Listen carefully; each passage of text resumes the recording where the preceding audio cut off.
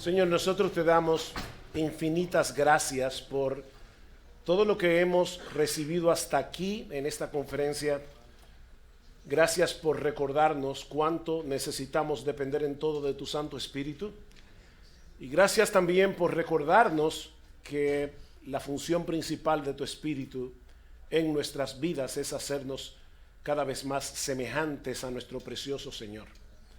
Ayúdanos ahora, Padre, en esta hora. Al hablar estas cosas sabemos que no somos suficientes. Danos de tu gracia, capacítanos por tu Espíritu, porque te lo pedimos en el precioso nombre de Jesús. Amén y amén. Mis hermanos, una pregunta extremadamente importante. ¿De quién depende que nosotros podamos seguir creciendo y madurando en nuestra vida cristiana? ¿Eso depende de Cristo o depende de nosotros? ¿Tenemos alguna responsabilidad en nuestro crecimiento espiritual? ¿O lo único que tenemos que hacer es descansar en Cristo y dejar nuestras vidas en sus manos? Bueno, Pablo responde de manera incidental o indirecta a esta pregunta en un texto sumamente conocido en la carta a los Gálatas capítulo 2, versículo 20, un texto que supongo que muchos de ustedes conocen de memoria, pero que todos necesitamos seguir creciendo en la manera como aplicamos experimentalmente la enseñanza de este texto. Lo voy a citar como dice la Reina Valera, pero vamos a estar cambiando de la Reina Valera a la Biblia de las Américas constantemente, pero la Reina Valera del 60 dice: con Cristo estoy juntamente crucificado, y ya no vivo yo, mas vive Cristo en mí, y lo que ahora vivo en la carne, lo vivo en la fe del Hijo de Dios, el cual me amó y se entregó a sí mismo por mí. Ahora, no podemos, ni con este texto, ni con ningún otro texto de las Escrituras, extraerlo de su contexto. Siempre se ha dicho que un texto fuera del contexto se convierte en un pretexto. Así que, ¿cuál es el contexto de esta famosa declaración del apóstol Pablo? Bueno, estas palabras se encuentran en el contexto de una severa amonestación de parte de Pablo a Pedro por la manera como éste se estaba conduciendo con algunos hermanos gentiles, es decir, de trasfondo no judío, en la iglesia en Antioquía. Noten el versículo 11, y ahí sí voy a leer ahora de las Américas. Dice: porque cuando Pedro vino a Antioquía, me opuse a él cara a cara, porque era de condenar. Porque antes de venir algunos de parte de Jacobo, él comía con los gentiles, pero cuando vinieron empezó a retraerse y apartarse, porque temía a los de la circuncisión. Debido a que en el Antiguo Testamento había muchas regulaciones con respecto al tema de las comidas, lo que era correcto que un judío comiera y lo que no era religiosamente puro para un judío, algunos en la iglesia no sabían cómo manejarse con los gentiles, con los cristianos que provenían de un trasfondo gentil, porque ellos no tenían esas mismas limitaciones a la hora de decidir qué comer y qué no comer. Ahora, hermanos, si alguien no debía tener dudas con respecto a ese tema, era el apóstol Pedro. Porque él oyó en Marcos capítulo 7 al mismo Cristo decir que él hacía puro todos los alimentos. Y en Hechos capítulo 10, el Señor le dio una visión al apóstol Pedro. ¿Recuerdan? Hechos capítulo 9, cuando vino un lienzo y a Pedro se le ordenó: mata y come. Hechos capítulo 10, perdón. ¿Y cuál era la enseñanza de esa visión? Precisamente que él no debía hacer acepción de personas. Y no deja de ser interesante que la visión tenía que ver precisamente con la comida. Así que Pedro no debía tener dudas con respecto a este tema.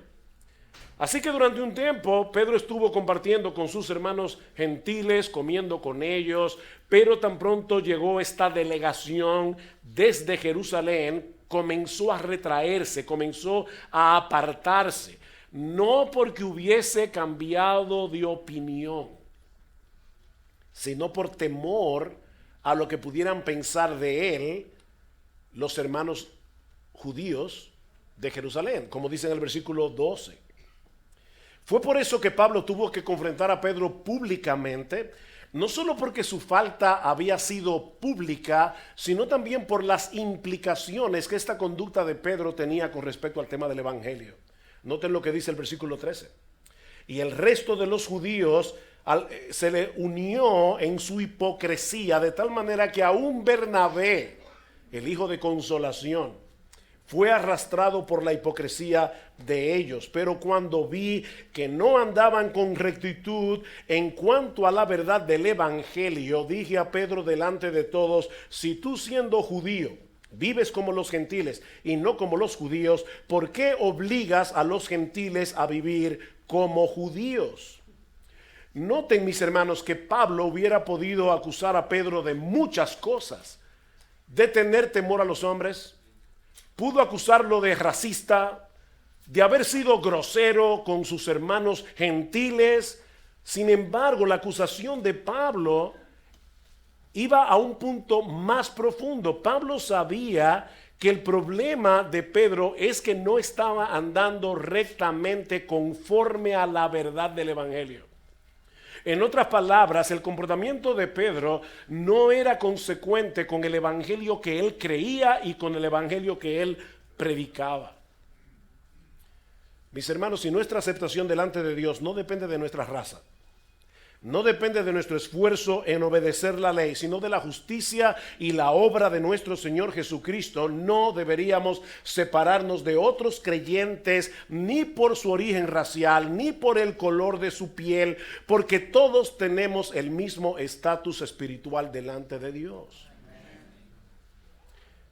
Más aún, Pablo quiere hacernos ver que solo podemos vivir para Dios en santidad y en obediencia cuando descansamos por fe en la obra de Cristo, en vez de seguir haciendo el esfuerzo de salvarnos por nuestra propia obediencia a la ley. Noten el versículo 19.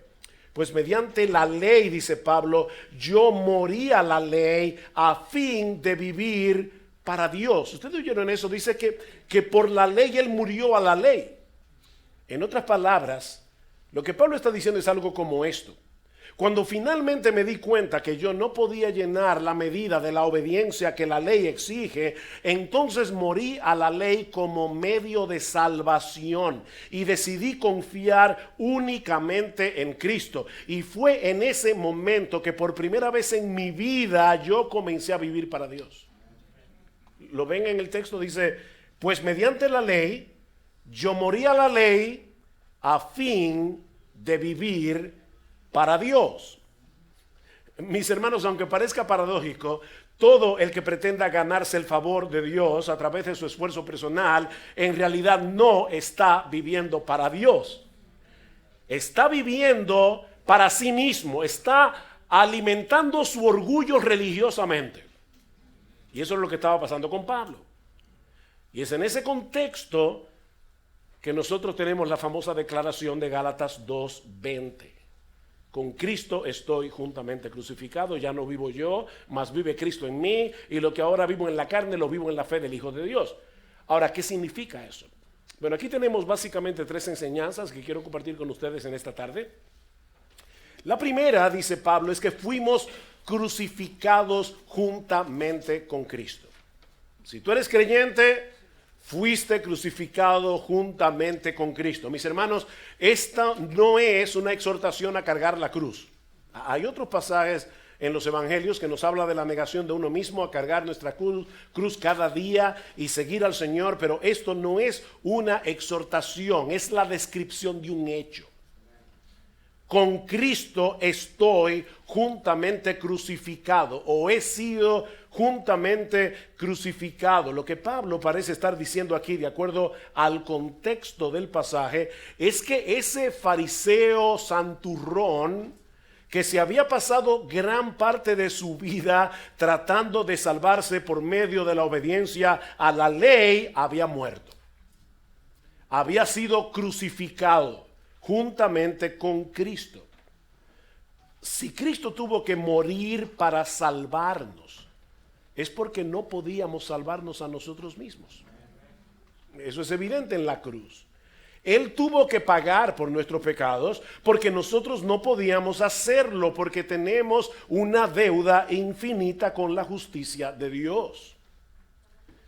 Para ponerlo más sencillo, la muerte de Cristo en la cruz implica necesariamente la muerte de ese fantástico ser humano que yo creía ser cuando yo no era creyente. Que era lo que le pasaba al apóstol Pablo. Ese orgulloso que pensaba ser una maravillosa persona, murió. Fue crucificado con Cristo.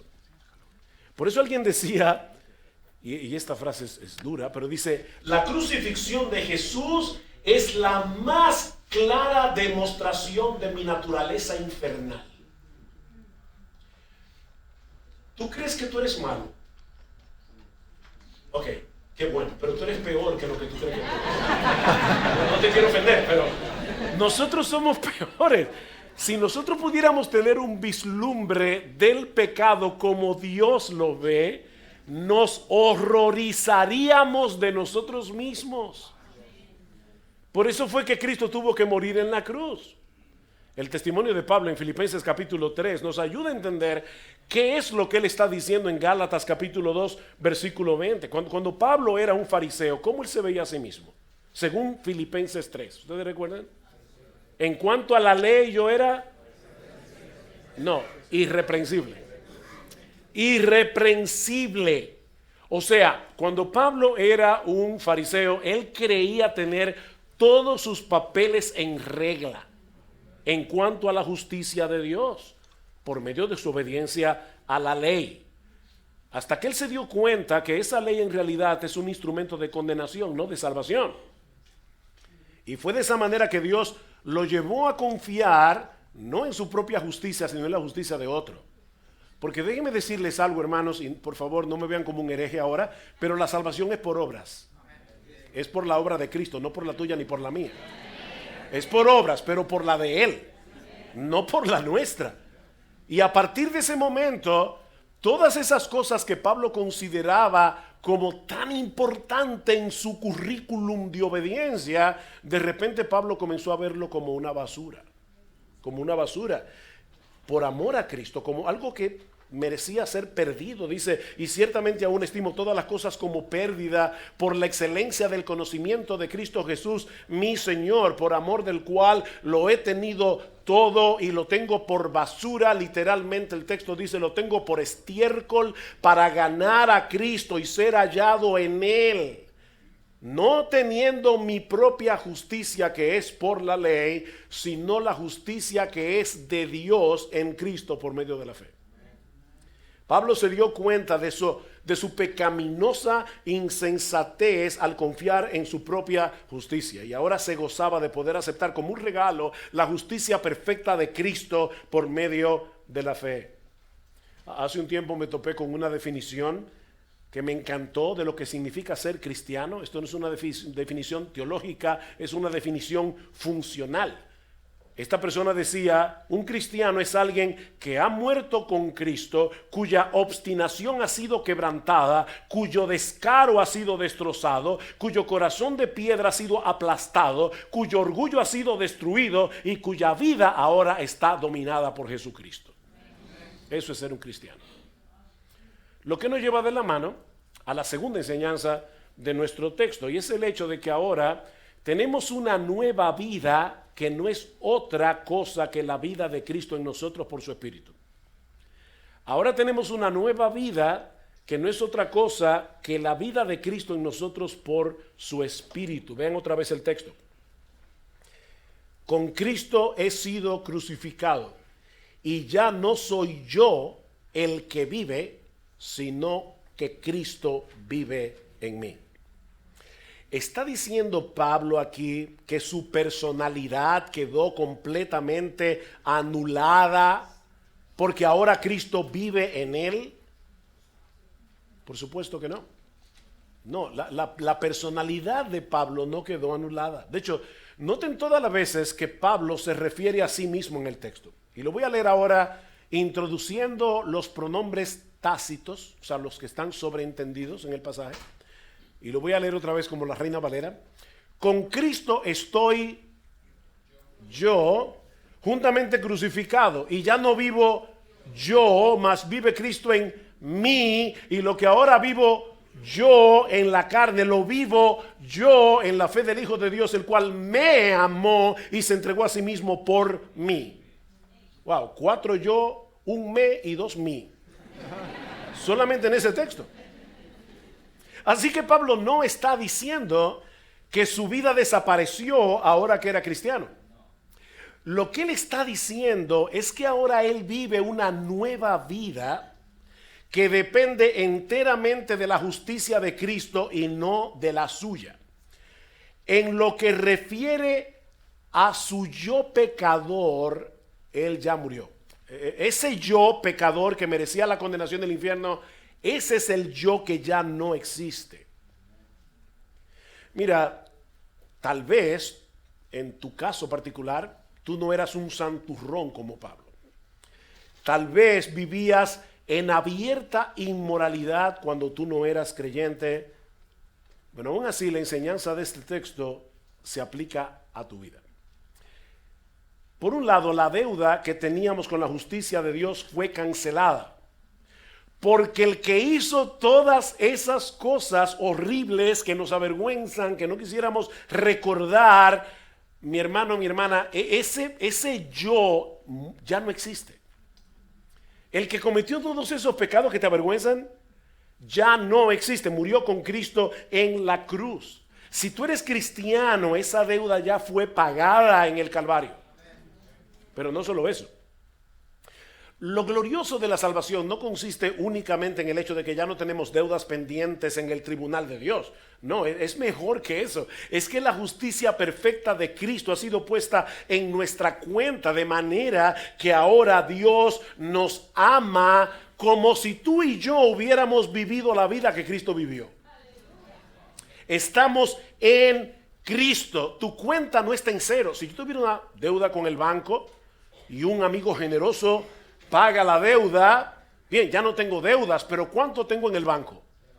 Nada. O sea, se pagó la deuda, pero yo no tengo ningún dinero acumulado allí. No, en el caso nuestro es diferente, en la salvación es completamente diferente. Es que Cristo pagó nuestra deuda cuando murió por todos nuestros pecados en la cruz, pero no contento con eso, Dios el Padre puso en nuestra cuenta la justicia perfecta de Jesucristo, de manera que Dios nos ve exactamente como Él ve a su Hijo. John Bunyan, el autor del Progreso del Peregrino, lo explica de esta manera. Es como si cada creyente poseyera un espejo mágico. En una de esas caras es simplemente un espejo regular como cualquier otro. Si nos miramos en esa cara del espejo, nos veremos tal cual somos, con manchas, verrugas y todo arrugados. Pero en el otro lado del espejo está la imagen del propio Hijo de Dios. Y cuando Dios nos mira, nos ve desde el lado donde está plasmada la imagen de su propio Hijo. Eso es wow. Wow.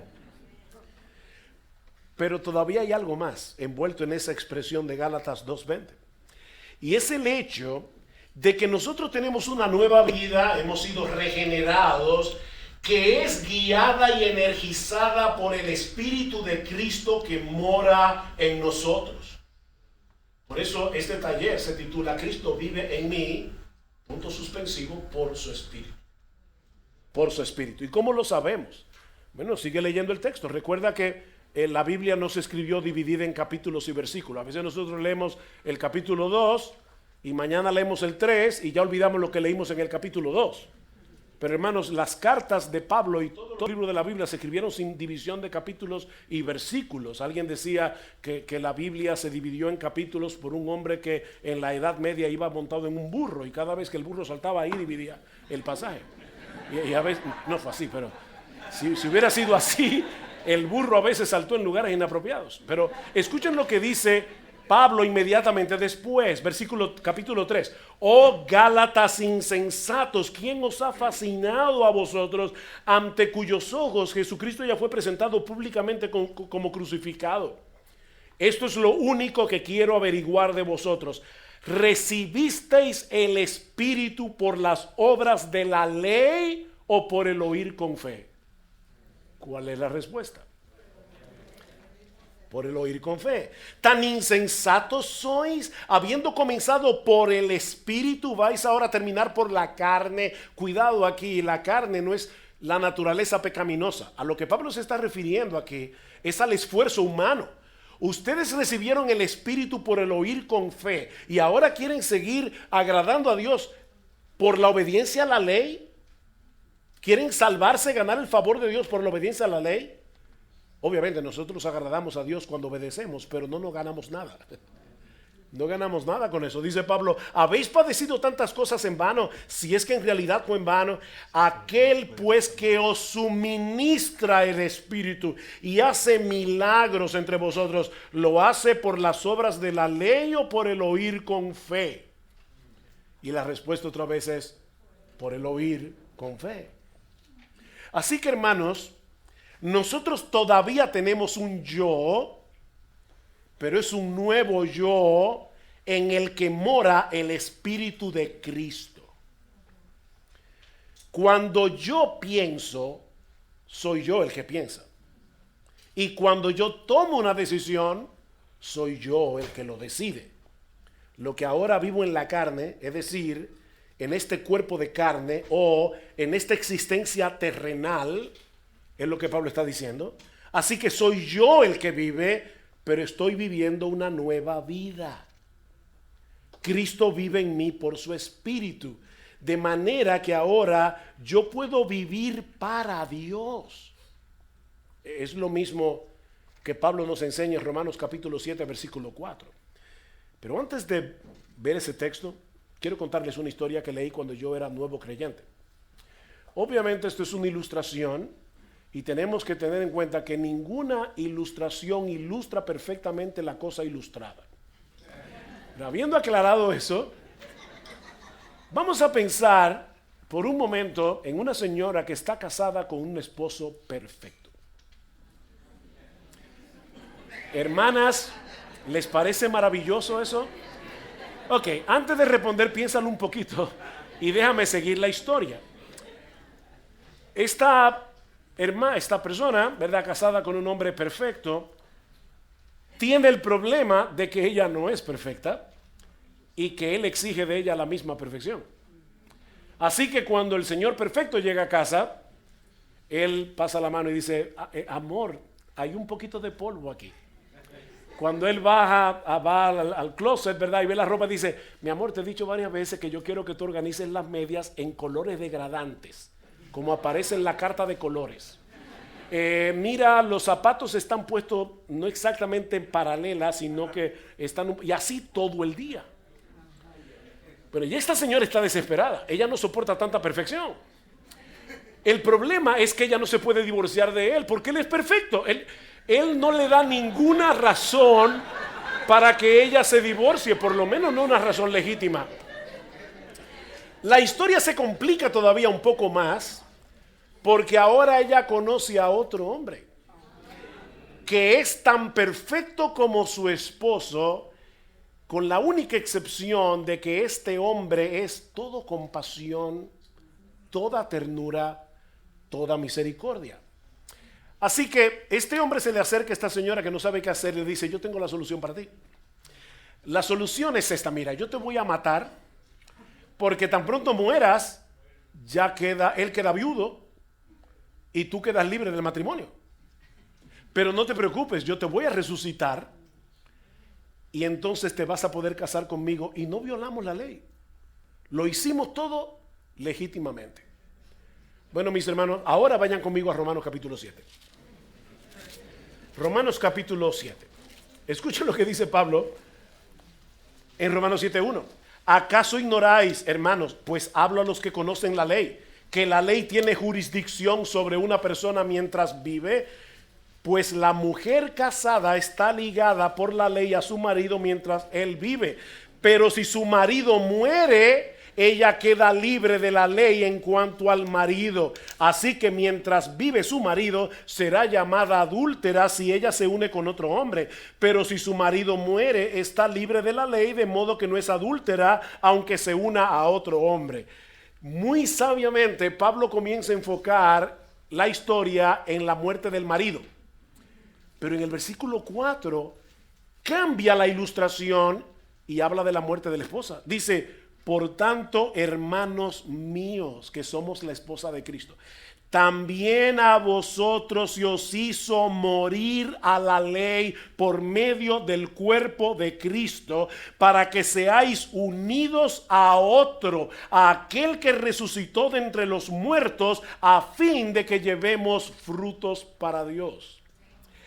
La única manera en que nosotros podíamos dar frutos para Dios era si Cristo nos mataba a la ley para que nosotros pudiésemos vivir por otro principio de vida, que es el que nos da el Espíritu Santo, que ahora mora en nosotros por causa de nuestra unión con Cristo.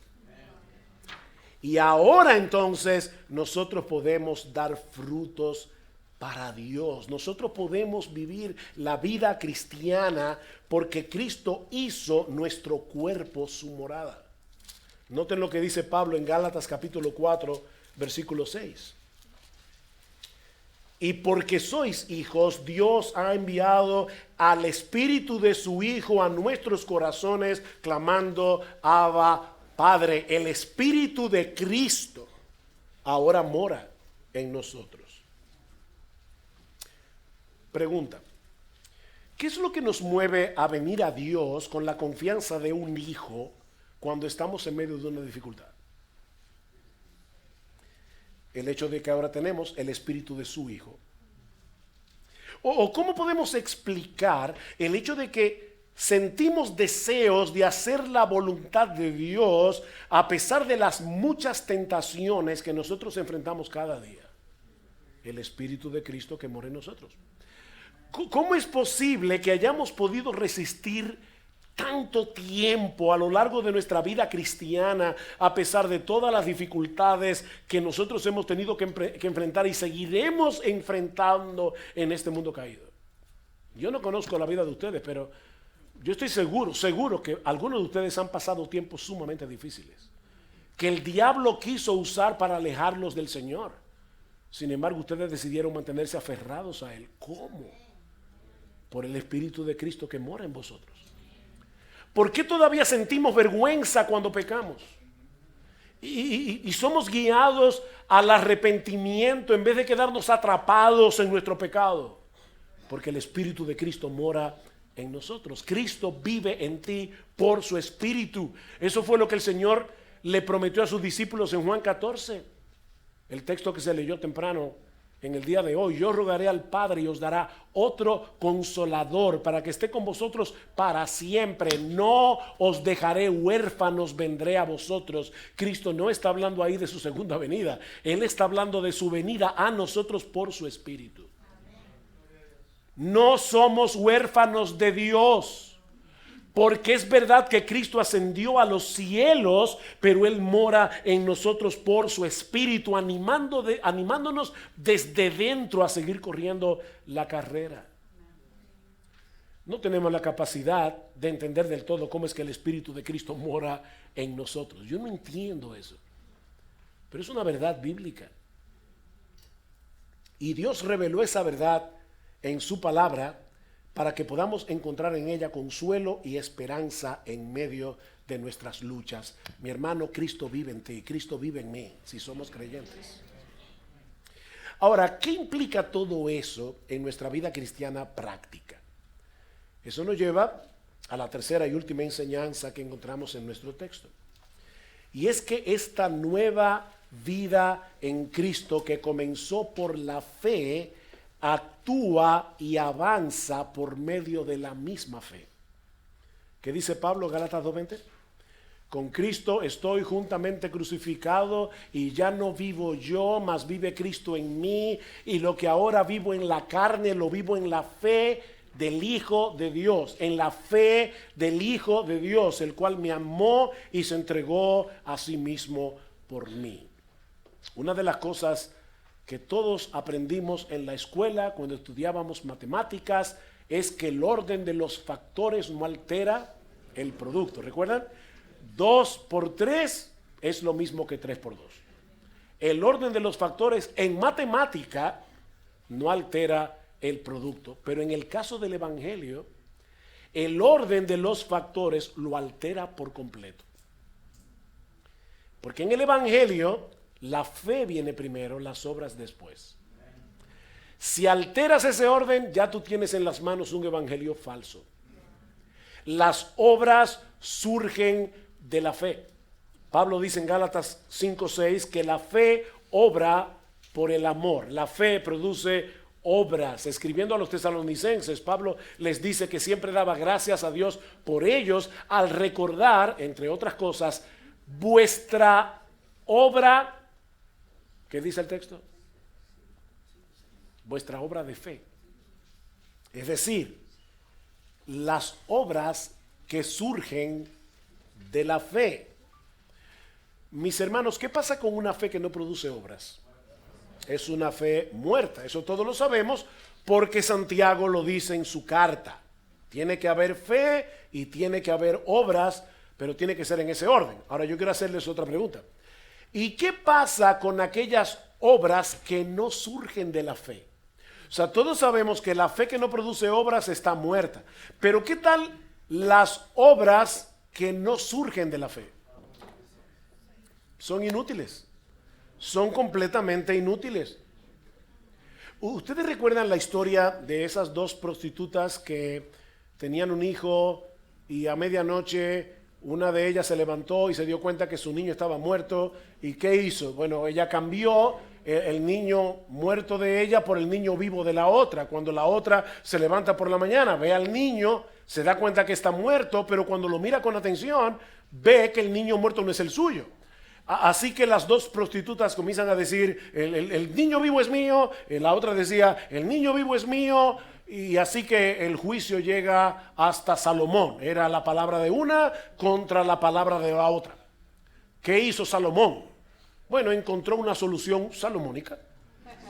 Dijo, tráigame una espada. Le trajeron la espada y dice, muy fácil, corten al niño por la mitad y denle una mitad a una y una mitad a la otra.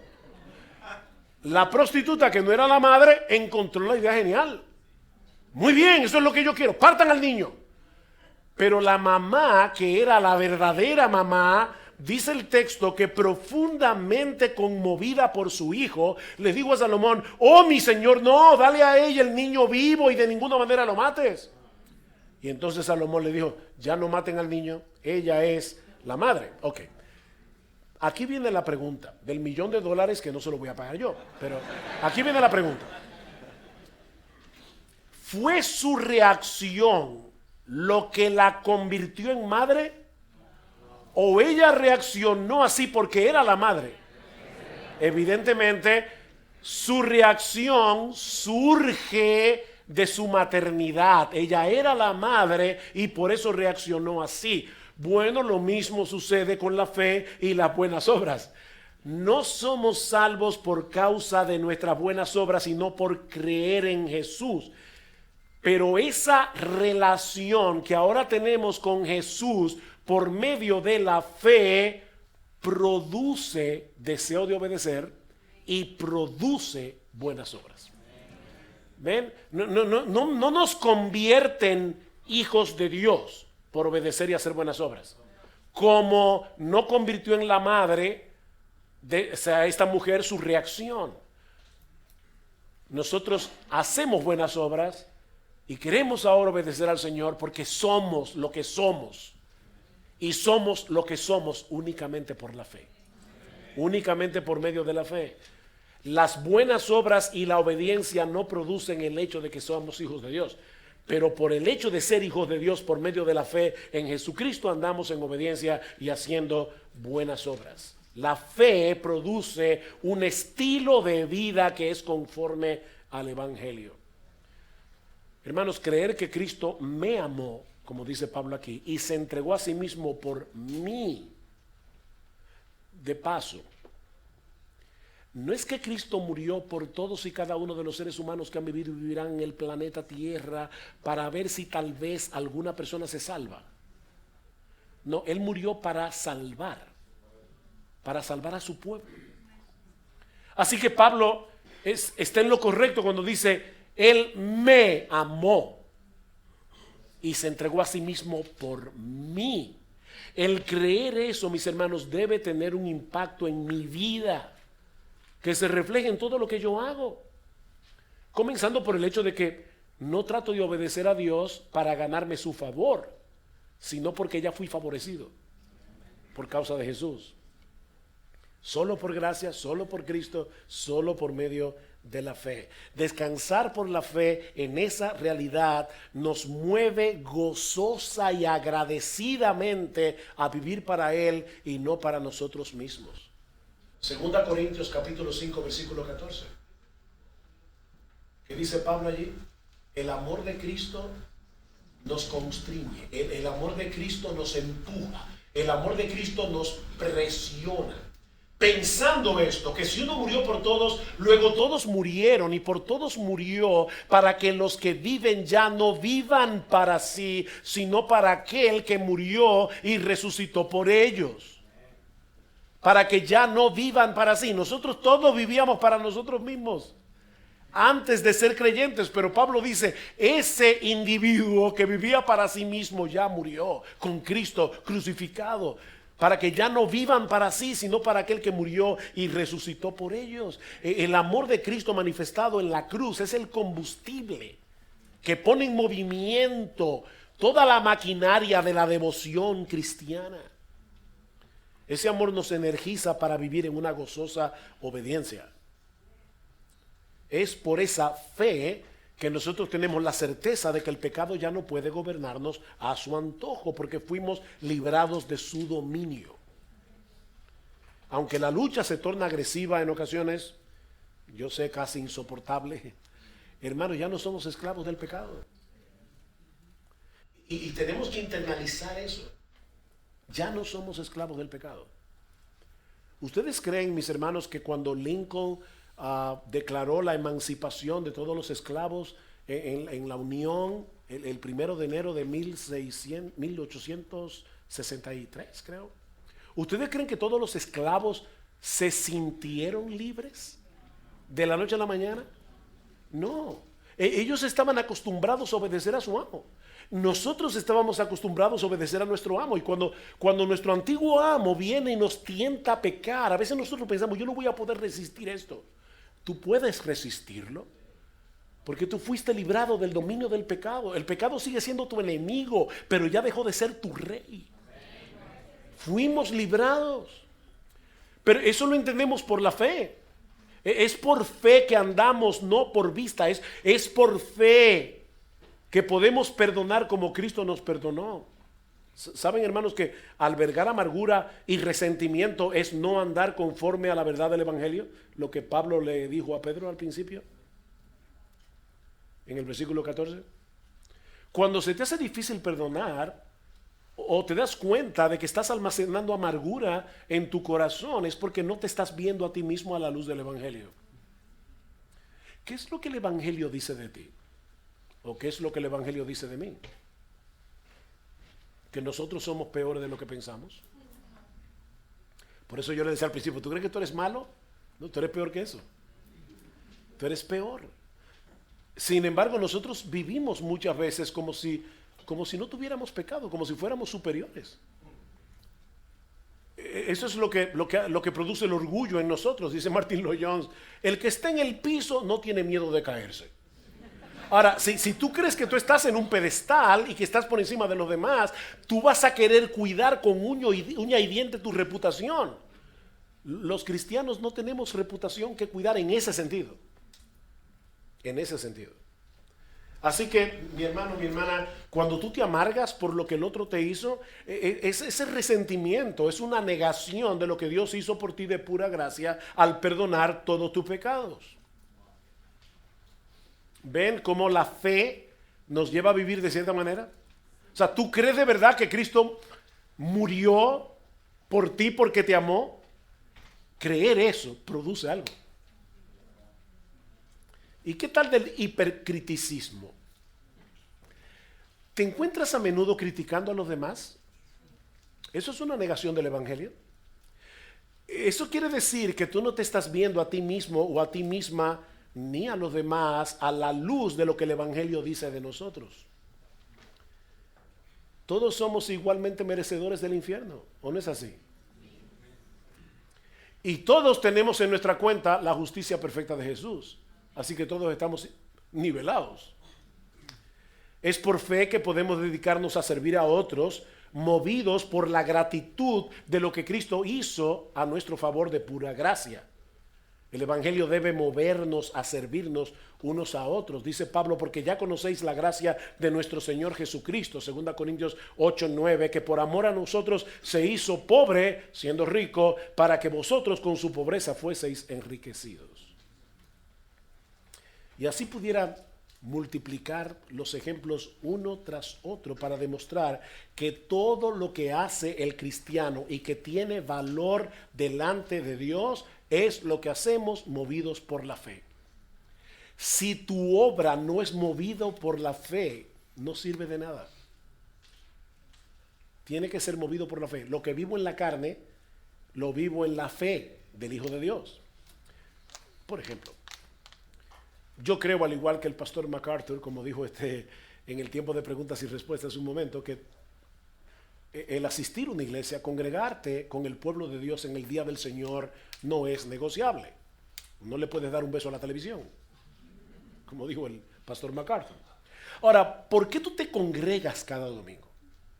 ¿Por qué? ¿Lo haces por costumbre?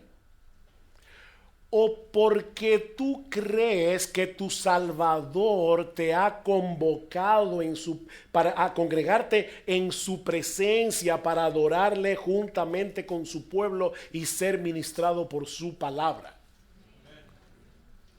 O sea, cuando tú te estás cambiando para ir a la iglesia el domingo, ¿tú vas con la conciencia de que te vas a encontrar con tu Salvador y con el pueblo que Él salvó de pura gracia para juntos adorarle y juntos ser edificados?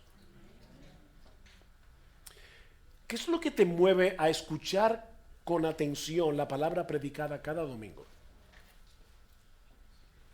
¿Es porque tú crees que Dios obrará en tu vida por medio de la predicación de esa palabra que es viva y eficaz, que está siendo aplicada en nosotros por el Espíritu Santo? Eso para mí es impresionante. Un ser humano como cualquiera de nosotros predica la palabra y el Espíritu Santo se está moviendo, el Espíritu de Cristo por toda la congregación y aplicando esa palabra en el corazón de cada uno conforme a la necesidad de cada uno. Y lo que a uno le ministró no es lo mismo que le ministró a otro. Por eso a veces uno piensa, oye, parece, como me dijo una hermana en estos días, me mandó una noticia que me dice, pastor, parece que usted estaba ayer en mi casa oyendo la conversación que teníamos con nuestros hijos.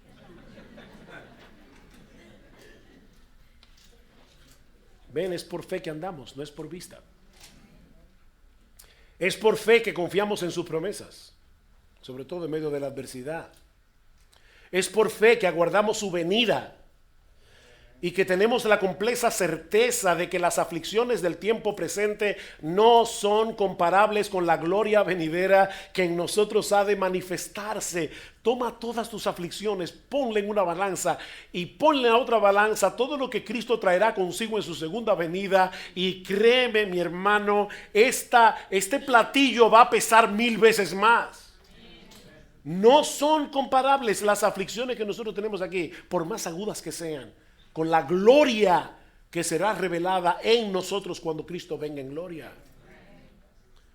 Volviendo entonces a la pregunta del principio, ¿de quién depende que avancemos en nuestra vida cristiana? ¿De nosotros o de Cristo? Y la respuesta más completa es: depende de la obra de Cristo por nosotros y de su vida en nosotros, que nos capacita para obrar en fe, viviendo para Dios en una gozosa gratitud por todo lo que Él nos ha dado de pura gracia. Esa es la respuesta. Es simple. Mis hermanos, nuestro nuevo yo está vivo en Cristo. Ese nuevo yo, como bien ha dicho alguien, ya no es un yo que anhela la autosuficiencia o la autoconfianza o la autodirección o la autoexaltación. El nuevo yo aparta la mirada de sí mismo y confía en el Hijo de Dios, cuyo amor y poder fueron probados en el Calvario. Y luego sigue diciendo, desde el momento en que te despiertas por la mañana hasta el momento en que te duermes por la noche, el nuevo yo de la fe se desespera de sí mismo y huye hacia Cristo en busca de protección, motivación, coraje, dirección y capacidad para caminar en gozo y paz y justicia en Cristo, por su Espíritu. Hace muchos años oí un acróstico, y lo he dicho un montón de veces en diferentes sermones, así que si tú lo has oído antes, no es que estoy sufriendo de Alzheimer. Es que, de verdad, ese acróstico me ha servido tanto en mi propia vida como creyente y como predicador. Y es el acróstico ROCA con doble A.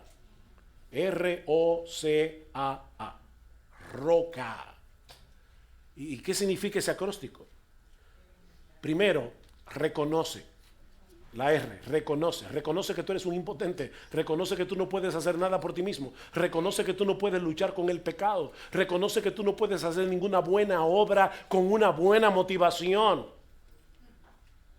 Si somos predicadores, y aquí hay pastores y predicadores, mi hermano, cuando ya está sonando el último himno y tú estás a punto de pararte a predicar la palabra, yo muchas veces me he visto a mí mismo casi de manera intuitiva diciendo lo que Spurgeon se decía a sí mismo cuando iba a predicar: yo creo en el Espíritu Santo, yo creo en el Espíritu Santo, yo creo en el Espíritu Santo.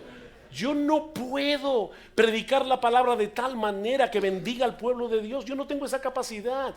Yo no puedo resucitar a nadie de los muertos, pero Dios sí puede hacerlo por su Espíritu en la predicación de su palabra. Entonces reconoce que tú no puedes hacerlo.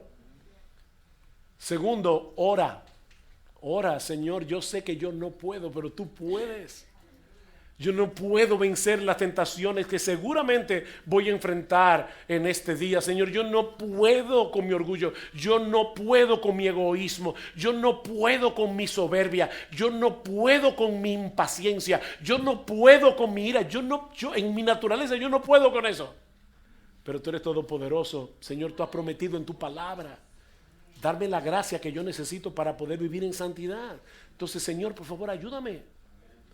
Así que reconoce, ora, confía. Confía. Señor, tú lo has dicho en tu palabra, tú lo has prometido. Yo confío en que tú eres un Dios veraz.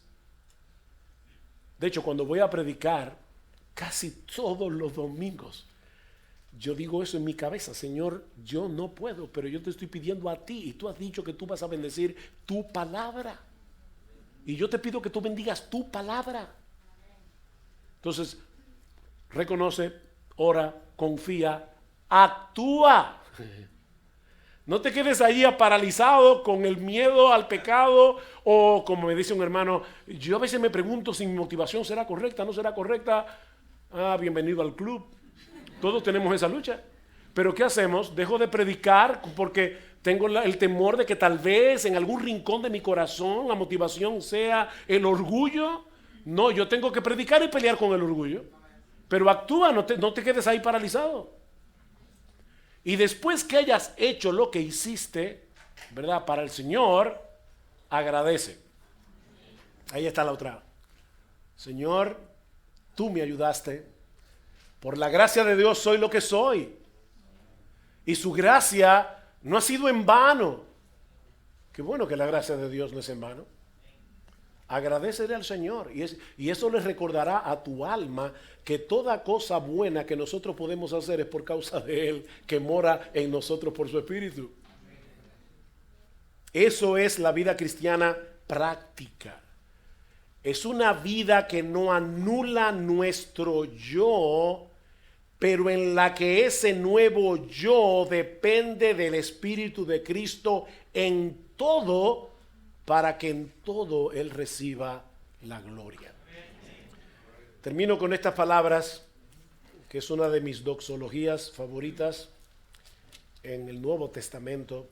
Dice el autor de la carta a los Hebreos, Hebreos capítulo 13, versículo 20, y el Dios de paz, que resucitó de entre los muertos a Jesús nuestro Señor, el gran pastor de las ovejas, mediante la sangre del pacto eterno, os haga aptos en toda obra buena para hacer su voluntad. Pregunta, ¿quién es el que hace toda obra buena en la voluntad?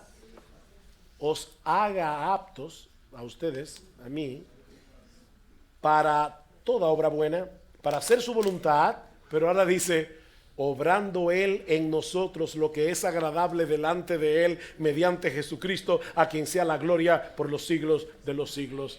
Amén. Somos nosotros los que vivimos, somos nosotros los que actuamos, pero en dependencia de ese Espíritu de Dios que mora en nosotros. Cristo vive en mí por su Espíritu. Eso tiene repercusiones monumentales para la vida de todo creyente. Bien, hasta aquí, hermanos, mi presentación, pero tenemos ahora unos minutos para, ¿verdad, Tomás? Sí. Para tiempo de preguntas y respuestas. ¿Qué tiempo tenemos? Pues muy poco, ¿eh? Bueno, rápidamente alguna pregunta. ¿Pero cuántos minutos? ¿Era una hora exacta? Sí, una hora exacta. Porque hay... Sí, hermano. Cuando en 2 Corintios 5:21 dice que la justicia de Dios, somos hechos justicia de Dios en Él. Entonces sabemos que la divinidad de Cristo, la justicia que recibimos es por su obediencia al Padre, nacido de la ley, bajo la ley, o porque es su divinidad. No. Gracias. Nunca su divinidad. Está hablando precisamente de esa obediencia perfecta de Cristo al Padre, desde la cuna hasta la tumba, nos es aplicada a nosotros cuando creemos en el Señor. Esa es la idea de 2 Corintios capítulo 5, versículo 21. Al que no conoció pecado, por nosotros Dios a él lo hizo pecado, para que entonces ahora nosotros fuésemos hechos justicia de Dios en él. Pero es su justicia en su obediencia, no nunca su divinidad. El hecho de que Cristo viva en nosotros no nos hace dioses, sino moradas del Señor.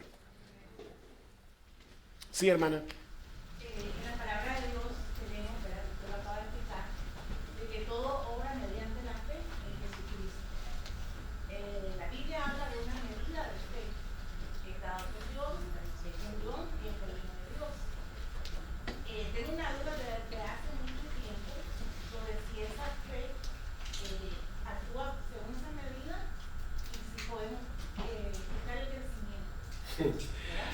Sí. Porque también habla de que tenemos que ser llenos del Espíritu Santo. Entonces, quisiera que usted explicara cuál es la diferencia entre ser llenos del Espíritu Santo, buscar esa llenura, o si realmente nuestra fe va a crecer en comunión con Dios. Ok. Lo primero es que el texto que citó de Romanos 12 es un texto sumamente complicado exegéticamente hablando. Y hay varias posibilidades para la traducción e interpretación del texto cuando dice según la medida de fe. Cuando Pablo dice nadie tenga más alto concepto de sí que el que debe tener, sino que piense de sí mismo con cordura conforme a la medida de la fe que Dios ha repartido a cada uno. La pregunta que muchos se hacen es, ¿Pablo está hablando de la fe en el sentido de mi confianza en el Señor? ¿O Pablo está hablando de los dones espirituales? Porque luego más abajo Pablo comienza a enumerar una serie de dones y cómo nosotros debemos llevar a cabo esas capacidades que Dios nos da para edificar y servir al pueblo del Señor. Entonces, no necesariamente ese texto habla de una medida de fe en el sentido de una medida de confianza en el Señor. Ahora, todo creyente tiene la responsabilidad de fortalecerse en fe. Y una de las formas en que nosotros nos fortalecemos en fe es cuando en medio de las pruebas, sobre todas las cosas, en medio de la lucha, nosotros decidimos confiar y descansar en la promesa de Dios y no en las circunstancias. O sea, yo digo, bueno, a las circunstancias a mi alrededor me dicen que esto no tiene salida. Pero Dios ha prometido esto, Dios ha prometido esto, Dios ha prometido aquello, y yo creo en la promesa del Señor. Cuando uno hace eso, la fe se fortalece. Y eso no tiene que ver necesariamente con la llenura del Espíritu, aunque evidentemente una cosa está relacionada con la otra. El hermano Henry Tolopilo va a predicar ahora en la próxima sesión sobre la llenura del Espíritu. Pero si ustedes notan, Colosenses 3:16, que citamos en el tiempo de preguntas y respuestas, y Efesios 5:18, se van a dar cuenta que son textos paralelos. Pablo dice en Efesios: no os embriaguéis con vino, en lo cual hay disolución. Antes bien, sed llenos del Espíritu Santo. Ok, se supone que a las 4 terminemos. Déjenme decir esto rápido. Varias cosas, rápidamente. Primero, sed llenos es un mandato. No es una sugerencia. Así que yo tengo que ser lleno del Espíritu Santo. Segundo, es un mandato en voz pasiva. Eso no se ve en el español, pero sí se ve en el texto griego. Así que lo que Pablo está diciendo es: déjense ser llenos. Tercero, ser llenos es ser controlado por ejemplo, en el Nuevo Testamento vemos que dice que los fariseos se llenaron de ira y quisieron matar a Jesús. Ser llenos de ira es ser controlados por la ira. Ser llenos del Espíritu es ser controlado por el Espíritu. Así que ya tenemos que es un mandato en voz pasiva: déjate llenar. Tercero, que tiene que ver con el control. Cuarto, sed llenos del Espíritu Santo, es plural. Es decir, que Pablo no está hablando de una pequeña élite de supercristianos que viven llenos del Espíritu. Es que todos los creyentes de la iglesia, todos deben dejarse llenar por el Espíritu. Entonces, ¿qué significa eso? Cuando lo comparo con Colosenses capítulo 3, versículo 16, me doy cuenta que el mismo resultado que Pablo enumera de la llenura en Efesios es el mismo resultado que Pablo enumera de la llenura de la palabra en Colosenses. Esposas que se someten a su marido, maridos que aman a sus esposas, padres que crían a sus hijos en la disciplina y amonestación del Señor, hijos que se someten a su padre, siervos que obedecen a sus amos, amos que tratan bien a sus siervos, la misma cosa. Así que ser llenos del Espíritu no es otra cosa que dejarte dominar por la palabra que el Espíritu inspiró y que está aquí en este libro. Entonces déjate controlar por la palabra y no por tu temperamento, no por las circunstancias, no por lo que te enseñó tu mamá. O sea, pues yo digo esto de broma, pero hay mujeres que dicen: bueno, lo que pasa es que yo en mi casa vi un patrón de que mi mamá nunca se sometió a mi papá. Entonces, ahora que tú eres cristiana, por eso tú no te sometes a tu marido. Déjate controlar por el Espíritu que inspiró esta palabra. Y esta palabra dice: casadas, están sujetas a vuestros maridos. Ahora, maridos, es que yo en casa tuve un papá que maltrataba a mi mamá, era mujeriego, yo nunca lo vi servir en casa, bla, bla, bla. Maridos, amad a vuestras mujeres como Cristo amó a la iglesia y se entregó a sí mismo por ella para santificarla. Entonces, maridos, dejémonos controlar por la palabra, que es lo mismo que dejarnos controlar por el Espíritu.